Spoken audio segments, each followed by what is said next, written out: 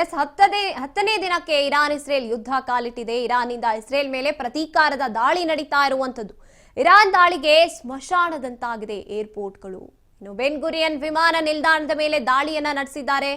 Iran ದಾಳಿಗೆ airport ಸುಟ್ಟು ಭಸ್ಮವಾಗಿ ಹೋಗ್ತಾ ಇದೆ, ವಿಮಾನಗಳು ಸುಟ್ಟು ಭಸ್ಮವಾಗಿದೆ. ಇರಾನ್ನಿಂದ ಇಸ್ರೇಲ್ ಮೇಲೆ ಈಗ ಪ್ರತೀಕಾರದ ದಾಳಿ ನಡೀತಾ ಇರುವಂತದ್ದು.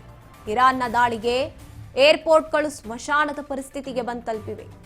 ಬೆನ್ ಗುರಿಯನ್ ವಿಮಾನ ನಿಲ್ದಾಣದ ಮೇಲೆ ದಾಳಿ ನಡೆದಿದೆ. ಇನ್ನು ಏರ್ಪೋರ್ಟ್ನಲ್ಲಿ ಇದ್ದಂತ ವಿಮಾನಗಳು ಸುಟ್ಟು ಭಸ್ಮವಾಗಿ ಹೋಗಿವೆ. ಟೆಲ್ ಅವೀವ್ನ ಏರ್ಪೋರ್ಟ್ನಲ್ಲಿ ಅಲ್ಲೂ ಕೂಡ ದಾಳಿಯನ್ನ ಇರಾನ್ ನಡೆಸಿರುವಂತದ್ದು. ಇನ್ನು ಟೆಲ್ ಅವೀವ್ ಮೇಲೆ ಕ್ಲಸ್ಟರ್ ಮಿಸೈಲ್ ಅಟ್ಯಾಕ್ ನಡೆದಿದೆ. 10ನೇ ದಿನಕ್ಕೆ ಕಾಲಿಟ್ಟಿರುವಂತದ್ದು. 10ನೇ ದಿನವೂ ಕೂಡ ಅಷ್ಟೇ ಉದ್ವಿಗ್ನತೆಯನ್ನ ಇರಾನ್ ಇಸ್ರೇಲ್ ನಡುವಿನ ಯುದ್ಧ, ಜೊತೆಗೆ ಮಧ್ಯದಲ್ಲಿ ಅಮೆರಿಕ. ಅಲ್ಲಿನ ವಿಮಾನಗಳೆಲ್ಲವೂ ನಿಂತಲ್ಲೇ ಸುಟ್ಟು ಭಸ್ಮವಾಗಿರೋದನ್ನ ನಾವು ನೋಡ್ತಾ ಇದ್ದೀವಿ. ಏರ್ಪೋರ್ಟ್ ಈಗ ಸ್ಮಶಾನದ ಪರಿಸ್ಥಿತಿಗೆ ಬಂದಿದೆ. ಅಷ್ಟು ವಿಮಾನಗಳು, ಏರ್ಪೋರ್ಟ್ನಲ್ಲಿ ಇದ್ದಂತಹ ವಿಮಾನಗಳು ಸುಟ್ಟು ಭಸ್ಮವಾಗಿ ಹೋಗಿವೆ. ಗುರುತೇ ಸಿಗದಂತ ಪರಿಸ್ಥಿತಿಗೆ